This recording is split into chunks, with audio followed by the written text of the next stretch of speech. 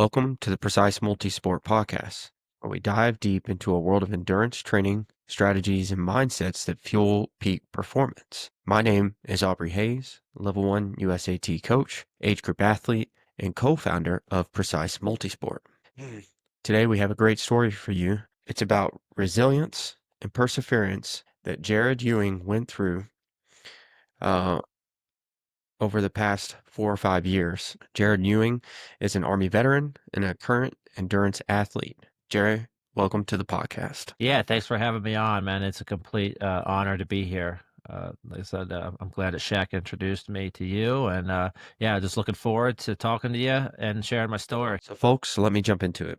Jared was in the United States Army National Guard when he suffered a severe injury, a fluke accident, if you will. And since then, he's been training in endurance sports, specifically marathons and other long running events.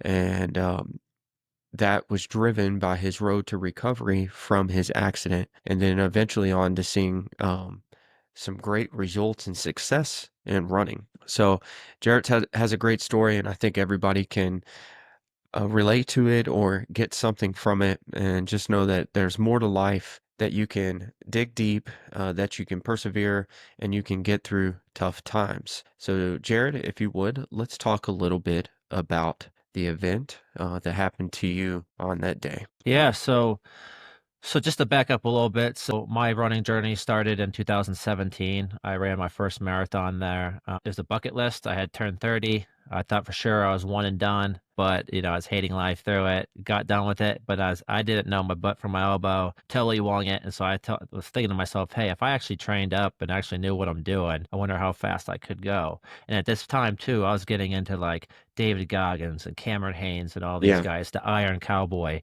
And I'm like, if this dude can do, 50 full Ironman in 50 days in 50 states, like, I wonder if I could do like, 3 marathons in 5 weeks in Ohio. And so that's what I ended up doing the next year.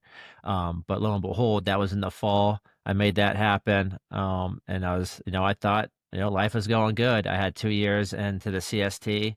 And so the winter was coming up is December of 2018. And I was up in Cleveland, Ohio, me and some friends. It was a long night. And we were leaving the bars. We called up an Uber. And so we were walking down to the Uber pickup zone. And when I'm on the sidewalk, I heard screeching tires. I saw a flashing light, and I kind of turned to the right to look at it. And it looks like this car is coming directly at me. And so I get thumped pretty good. I hit the ground.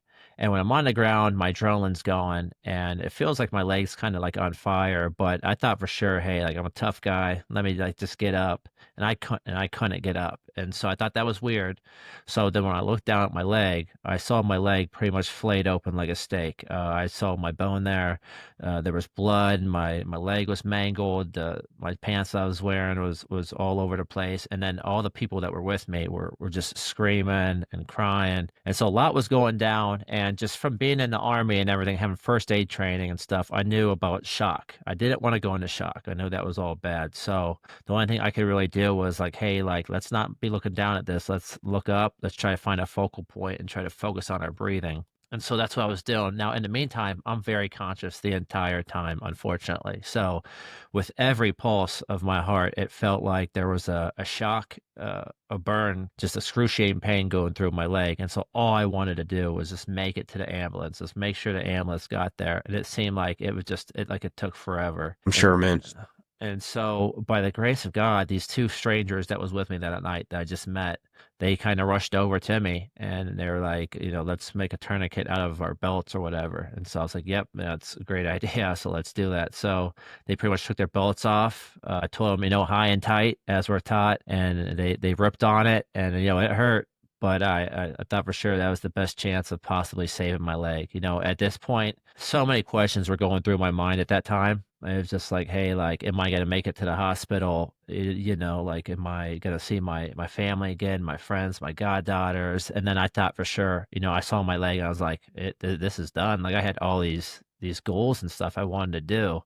I eventually want to do an Ironman. I've wanted to run all these majors for marathons, and I thought for sure those days were over. And so they get me into the ambulance, and we make it to the hospital. And so I'm in the ER. They're cutting all the clothes and stuff off me, and so I knew it was about to go down. Like I knew I was going to be taken back to the OR, and so they're asking me questions, and I'm kind of answering them. And they told me, hey, before they put me out, they said, hey, your leg's pretty mangled. We're not sure if we can save it. And I told them, at this point, I don't even care about my leg. I just want to stay alive. I was like, do your best. I said, do your best, and we'll fight together, and we'll just see, where it goes from here. And then before they put me out, I was like, hey, just make sure you get a hold of my parents, let them know I love them, and just tell them, hey, like they got to get here, but don't give them too many details, because I knew, mom and dad in the middle of the night getting that news, it wasn't going to be good. So next thing you know, I'm waking up in the ICU. And so the first thing I gotta do is I gotta check to see if I still got my leg. So I look down and I kind of see my foot there. So I was like, whew, it's like, okay, that's a big goal. Like that's a big thing. And then I was like, I wonder if I could move it. And I really couldn't move my foot, but I could move my toes. And when that happened, I kind of had this overwhelming sense of like everything's gonna be okay. Like, hey, I still got my leg. I think we're gonna be all right. So I go out cold. Obviously, I'm hitting that button in the ICU to put me out. And so a couple hours later, the doctors come in and they said, hey, your leg was pretty mangled. It took a lot of debridement, a lot of time to get a lot of stuff out of there. And they said, unfortunately, your calf muscles were so damaged, we had to remove those along with your Achilles tendon. And as you could think, that was pretty daunting to think about because I was 32. I was like, wow, I got a whole lot of life to live. And that's a long time to not have, like, I just don't have them no more. And so, I'm kind of good. I don't know how I get this mindset, but I just, I sat there for a couple of seconds and really thought about it and processed it. And then at that point, I was like, it's this, we had to turn the switch. Like, we got to think about moving forward. We can't focus on the past. We can't focus on what ifs. What we don't have no more, we got to be grateful and thankful for what we do have, and let's move forward. Moving forward, I had three more major surgeries in the hospital, right? And on the third major surgery, they tried a muscle flap. So we had to get that bone covered down in my leg because there was a huge gap, about 2 inches by 5 inches, where I still had bone exposed. And so we had to get that covered. We didn't want any infection to get in there. So they had this surgery called a muscle flap where they took a piece of my lat muscle from my side and they were going to put it just to cover the bone. And then once they could do that, they could just theoretically just like close me out and we could move forward. Well, that muscle flap surgery was supposed to be 6 hours. It turned into 15 hours. So unfortunately, it didn't work. They tried 3 or 4 times to kind of get the blood supply to work to that muscle, and it wasn't happening. So they didn't know that from the original accident, all the blood supply down there just wasn't it didn't work no more because it just all got hit, compacted, and shut everything down. So, but last ditch effort, they put in this material that this company Polynovo makes. It's a material. It's like a BTM. It's called product, but it's basically made out of like pig or cow like material, and it's a matrix. So they put that in my leg, last ditch effort to kind of just save the leg. And so when they woke me up, they told me the surgery didn't work, but they put this material in my leg. They told me, hey, this material is made for burn victims. It's not meant to go on exposed bone. It's not supposed to work, but this is supposed to buy us some time. And I said, okay. And then they were like, hey, we need to start thinking about our future options. And I was like, well, what are they? And there wasn't many. The one option is obviously amputation. And the other one was, let's try another surgery where we take a muscle from your other leg, a vein from your other leg, and we'll try to get it, moved over there, and we'll try to redo the muscle flap. I wasn't too keen on that because if I was going to amputate my leg, I wanted my good leg to be good. I wanted no more of these, taken no more pieces of me. So I had thought about it, I prayed on it, and I just came to, just a nice calm conclusion like, hey, I guess if this doesn't work, we're going to amputate. So I had already in my mind thought my leg was gone. I was looking forward.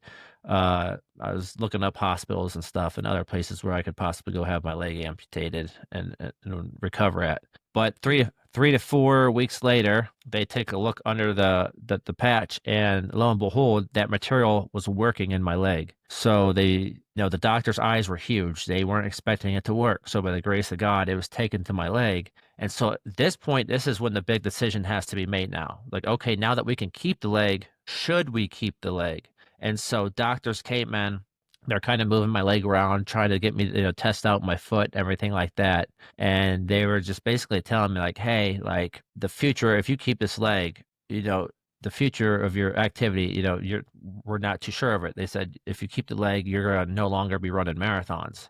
They're like, but if you amputate, there's plenty of people thriving on running prosthetics and stuff like that. And I kind of knew that, I'm in the military. That's not no news to me. And I figured with me in my mindset, I'd get a running prosthetic and prosthetics, and I'd be perfectly fine. And so we were wondering, do we keep it or not keep it? And at this point, I said, hey, like I've already, and this is the funny thing is, I had already ran like 4 marathons. So when they told me, hey, you're never having to run marathons again, I was just like, oh, okay, cool. Like I don't Yeah. even like running. I just do it just to challenge myself, but I hate running at this point. I was like, that's fine. Some people can't even say they've ran one marathon. So I was totally like, hey, like that's fine. But I sat there and I thought about it, prayed on it, and I was like, hey, at the end of the day, let's keep this leg because in the future I could always amputate it if it's bothering me. But if I amputate it right now, I'd be wondering my whole life, what could I have done with that leg? So we decided to keep it. And so from there, we had to start to plan on rehabbing basically. Well, so I ended up spending 6 weeks in the hospital. Then they moved me to a nursing home for four Hmm. weeks. And after the nursing home, basically insurance was kicking me out and I had to go somewhere. So I had a friend in the Akron area that allowed me to live in their living room, their extra living room.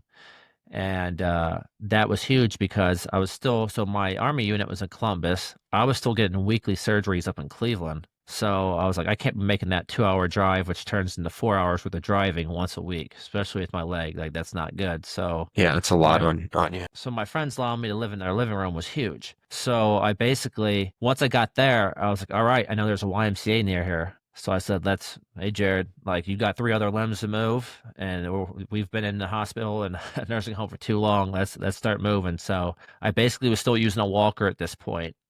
So I was just using my walker to get to my car, and I knew if I could make it to my car, I could drive to the YMCA.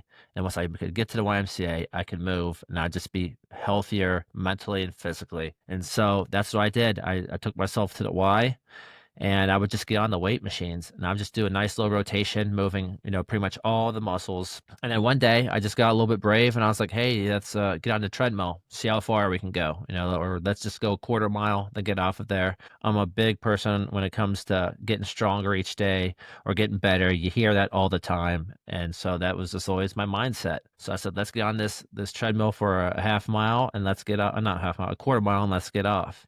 So that was the game plan. And so every day I'd show up, I would work out on all the weight machines, and then I'd go get on that treadmill. I'd go a little bit farther each and every day.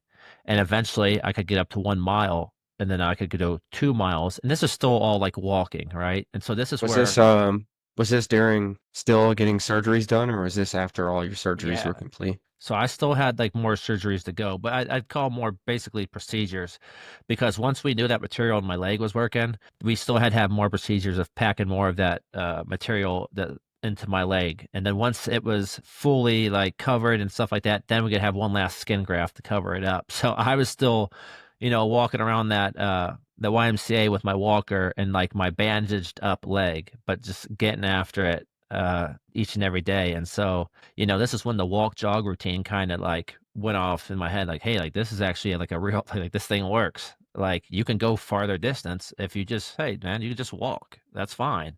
Uh, so each and every day I would do like a walk jog routine. I would go a little bit farther, or maybe I would jog a little bit more, but usually I was walking at most of it. And each day a little bit farther. Before I knew it, I could do a 5K on the treadmill. And at this point, I think we were around like April. So it was like 4 months after the accident. And so at the very beginning of April, I had my last and final surgery. They closed up my leg. And so moving forward from there, I just try to get stronger, walk farther on that treadmill.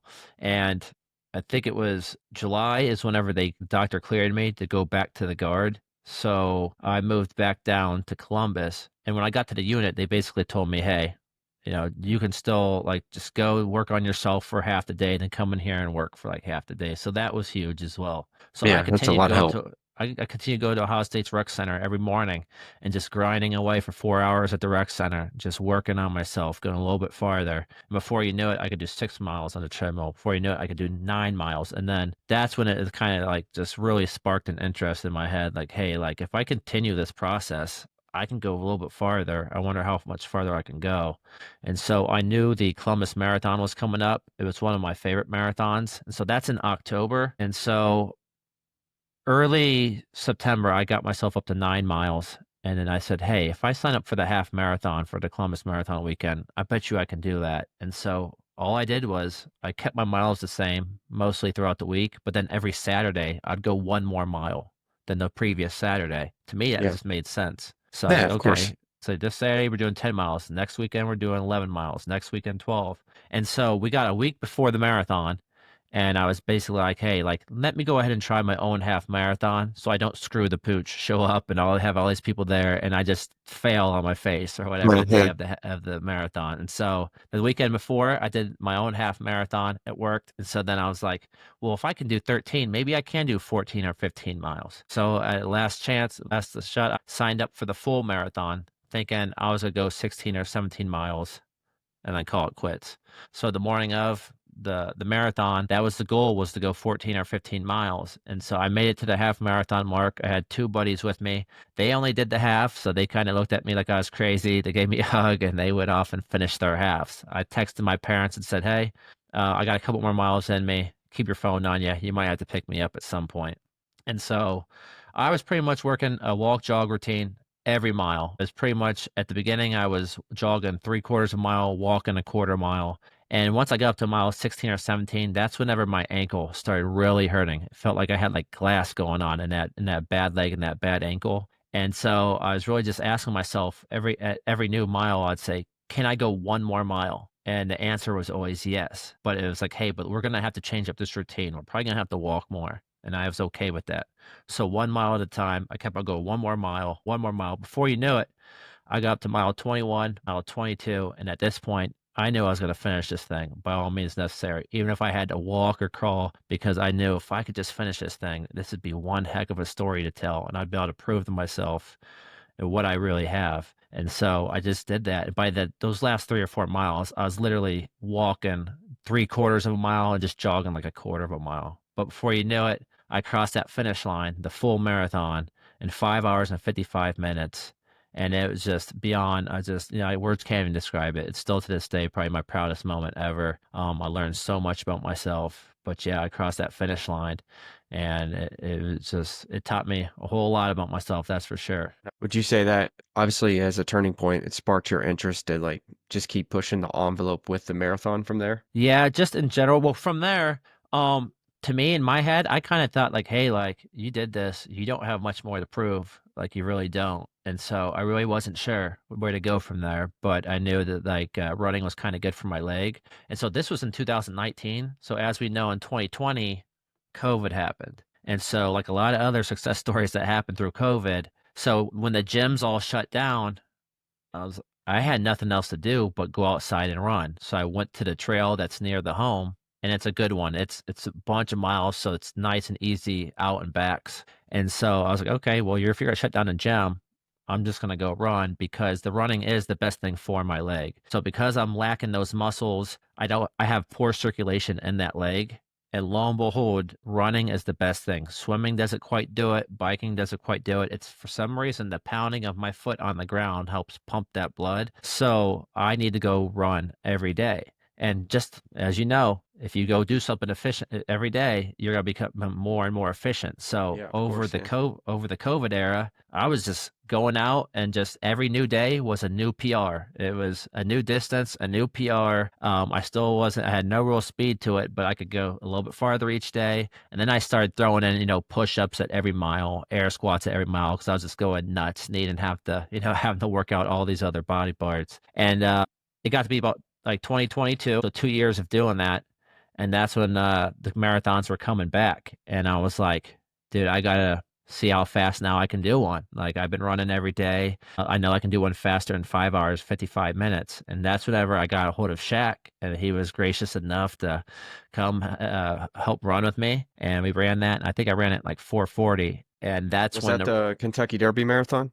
that was the Columbus Marathon, The Columbus in Marathon, that's right, yeah. 2022. And once I did that, again, just a curiosity bug was like, man, if I really threw down some real training and stuff, I wonder how much faster I could go. And then I knew, my PR with my two when I had two good legs was like a 4:15 or something. So I was like, man, how cool would it be able to go faster with this leg PR than when I now, had two yeah. good legs? So, Before we get into like your current success on marathons, because I mean you're crushing it now. Like, what kind of mindset did you have as you went through your injury? So obviously you talked a little bit about like, man, like this is it. I'm too young to kind of have this. But then you talked about your faith and how you prayed and do you think that spiritual self of you helped get through that? And like, just what kind of mindset did obviously it's probably a roller coaster of emotions. How did you stay grounded through that process, or were there just times you were just like, man, this is rough, and kind of give yeah, us some so insight on that? I would just say, man, like I got a little like more spiritual as post accident, but I had always been someone that's a believer in God and in Jesus. But I really, I think what did it for me was really just like getting big into like David Goggins and Cameron Haynes and these guys because I mean, ever since I was a little kid.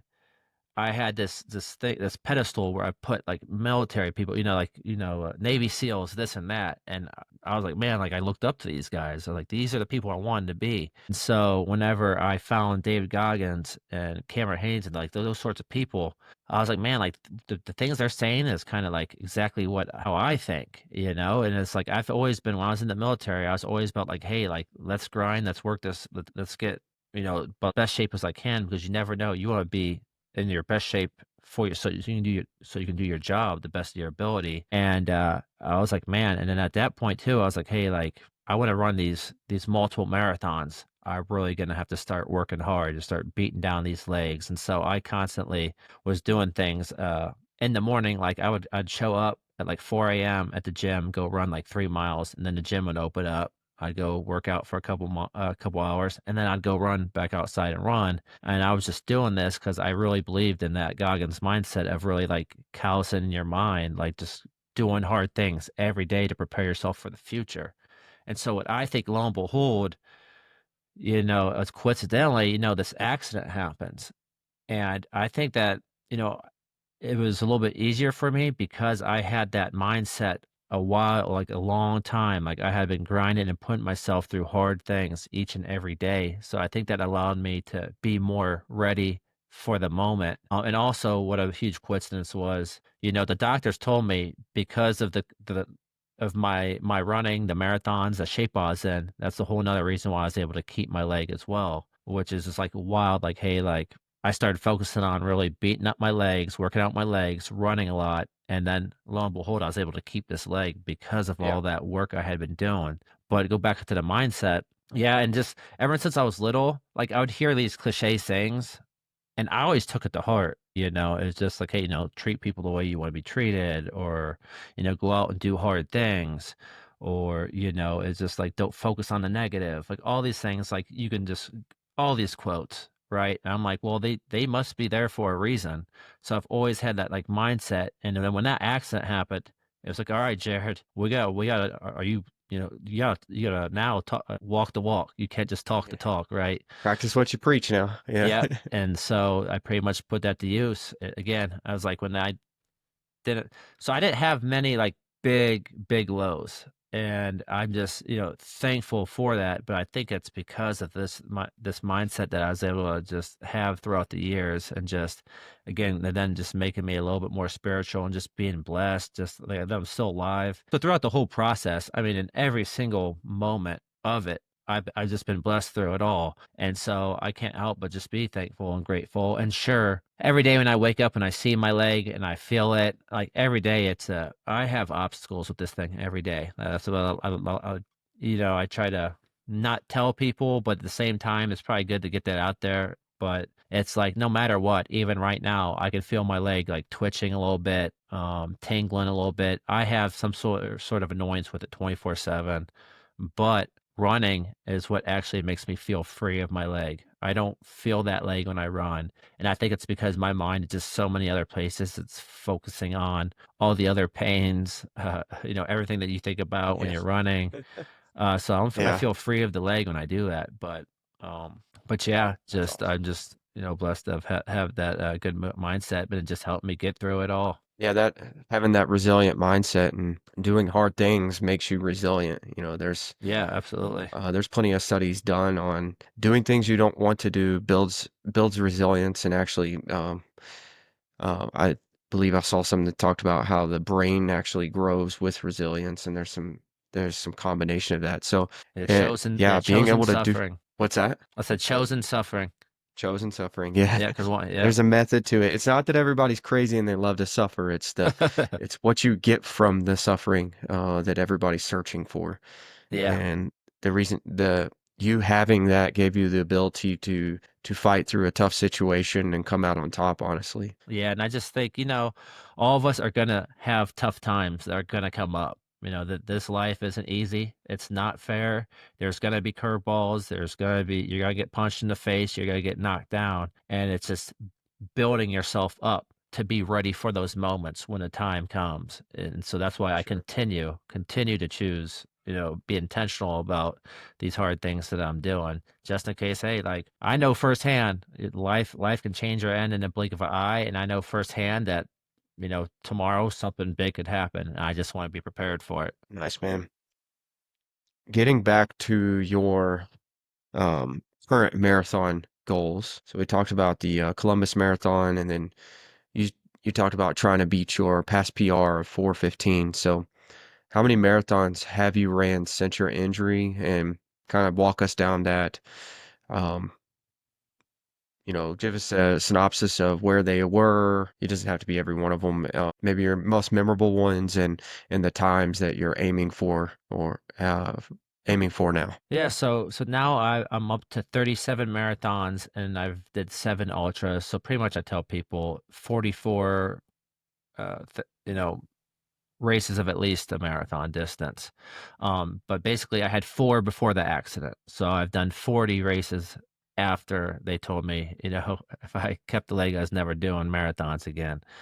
Yeah. So some big achievements have been that last December at Kiowa Island in South Carolina, I ran a 3:01 marathon. Wow. I was Wow. shooting for a sub 3. I'm pretty sure I had the cardio and everything, but it's my own fault. I showed up late to the start line. There was no corrals, and for the first 2 miles, I was fighting through people, man, and just I Oh, gave it my yeah. all. But 3:01 and some change. So that's the fastest marathon I have did to date. Was that a And BQ for you? yeah, well, no, I had. No. Well, see, here's the thing, right? So I tell people all the time I'm lucky, but it's weird because I'm not so lucky.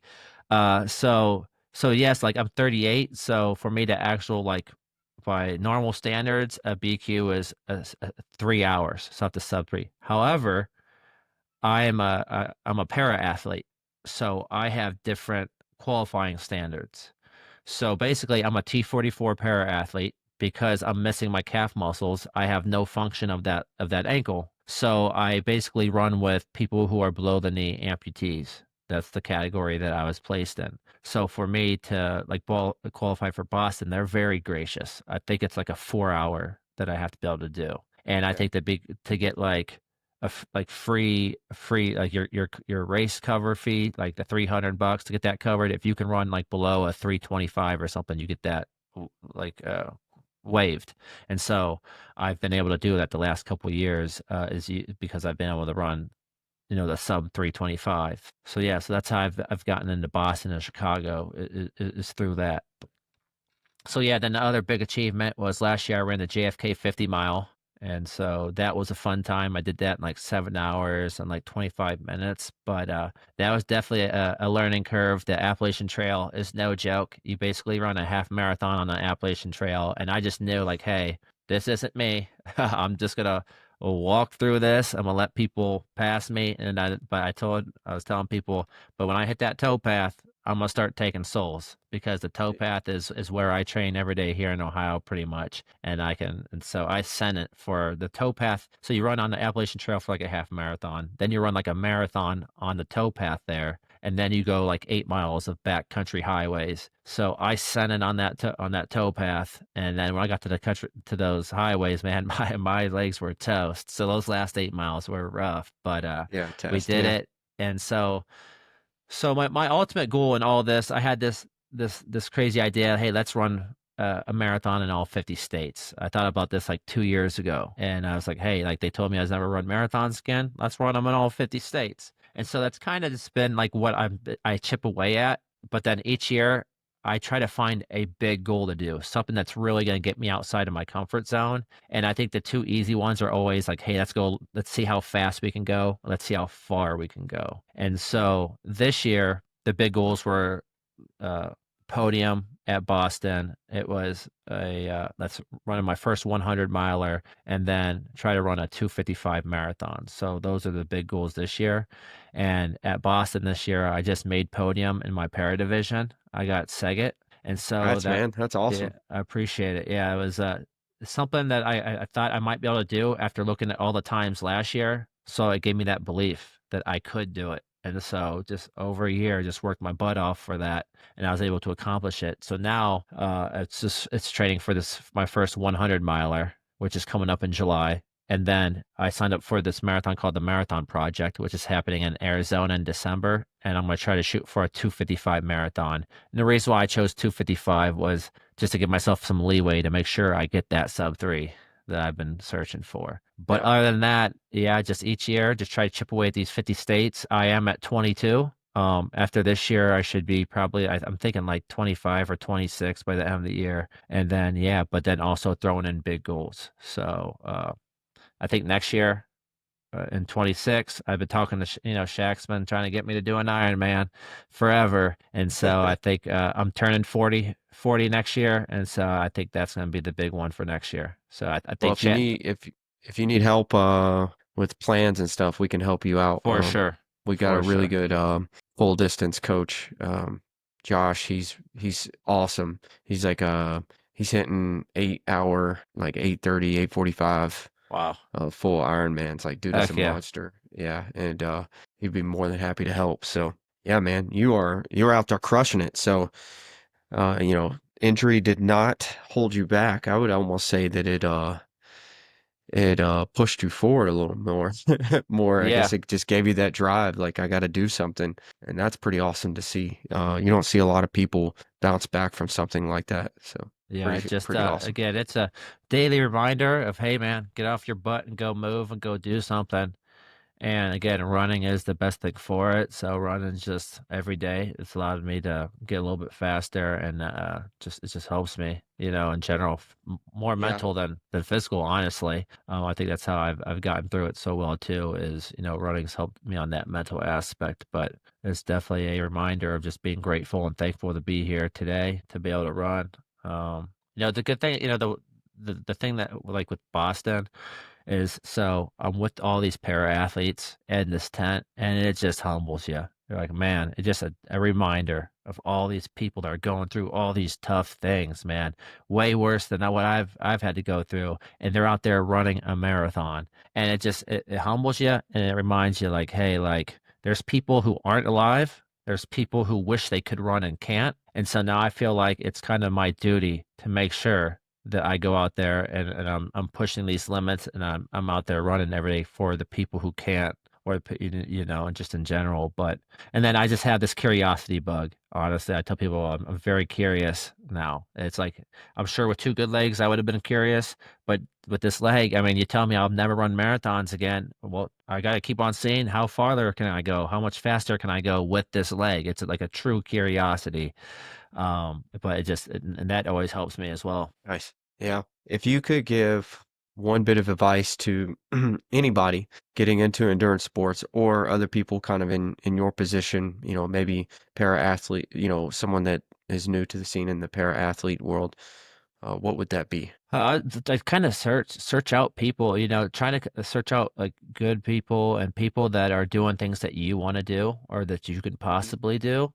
And because that's going to give you this, it's going to give you this little switch that's going to go off in your head. And you're going to say, hey, if they can do it, why not me? Why can't I do it? And I think the more that you find these, you seek these people out, and you kind of just, you're following them, and then they're just inspiring you. It's going to get you to want to go out there and do more. And, so yeah, I mean that's it. And then it's just having a belief in yourself. Just believe in yourself. But I know that can be hard.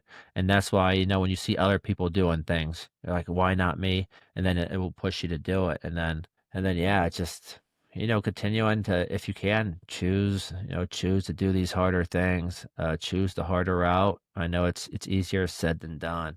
But yeah. Wise words, man.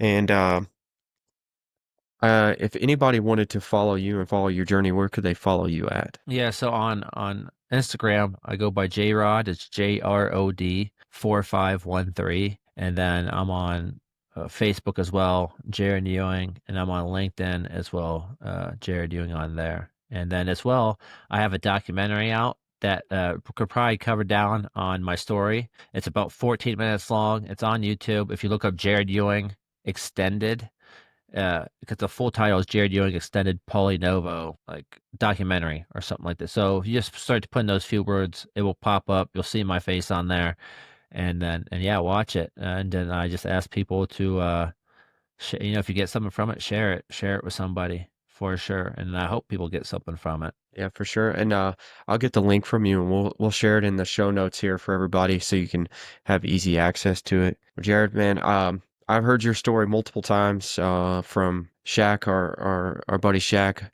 and hearing it from you hits a little different.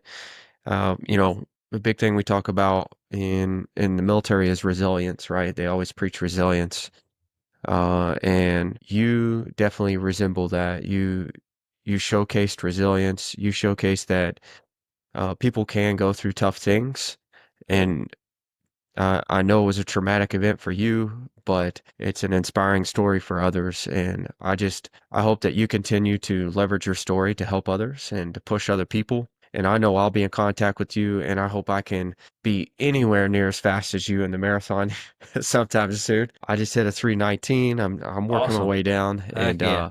but I'd love to come out and do some races with you. And we've talked about before the show doing the Bourbon Chase, which is a Ragnar relay race, so 200 miles with 6 people. So hopefully we can get that going. And I look forward to seeing your journey to Ironman. I think you will find that that is a transformative experience for sure. I know coming across a marathon finish line is awesome, but man, something about when you hit the red carpet in an Ironman, Yeah. the emotions are crazy. Like I can't explain it. My first one, it was just like, and I'm sure you felt this way with training before, is like you hit that red carpet and you're like, everything that you did, like the past like 6 months to a year just flash, and you're like, oh my gosh, everything I just went through, put myself through, all the people that supported me. And so it's an emotional experience, and I can't wait to see you get out there and knock that out. Yeah, man, I appreciate, again, I'm just honored to be on this podcast with you. It's been a pleasure talking to you, meeting you. And I appreciate it. I appreciate you giving me your time to allow me to Yeah. share my story. Like I tell others, any chance I get, I want to share my story, and it's about just allowing others to kind of see that there's other people out there going through tough times, and just give them some bravery to stand up and start fighting for themselves. And then again, we all have obstacles in life. We all have stories to tell, and there's not one person that does it. And if my story can help them share their story, help them set and be brave enough to share their story, that's it makes it all worth it. And again, I might have went through some really hard times. I might have hard days still, but whenever people get something from my story, it makes it all worth it. Every single second, it makes it worth it. And so you have me on here to share it. I really appreciate it. And I just hope it motivates people, inspires people to go out there and just try to be better, try to work on themselves and become, better at whatever they're trying to do. And again, if they do that, I have a feeling they're going to inspire others. And I think that's what this world is about: is you inspiring somebody and then them going off to inspire other people. And this huge chain reaction of inspiration and people just doing awesome things. So yeah, appreciate it. Absolutely, brother. But all right, so that that's all the time we have today. But if you guys would like to submit questions, you can click the link below. It says text here, and it'll take you directly to a text thread that you can send to us. Also, you can reach us at precisemultisport.com/contact us or www.precisemultisport@gmail.com. If you're looking for a coach, please reach out. We're always taking on new athletes. And lastly, one more time, Jared Ewing, thank you so much for being on the podcast today, and it was great having you. Thank you. It was an honor.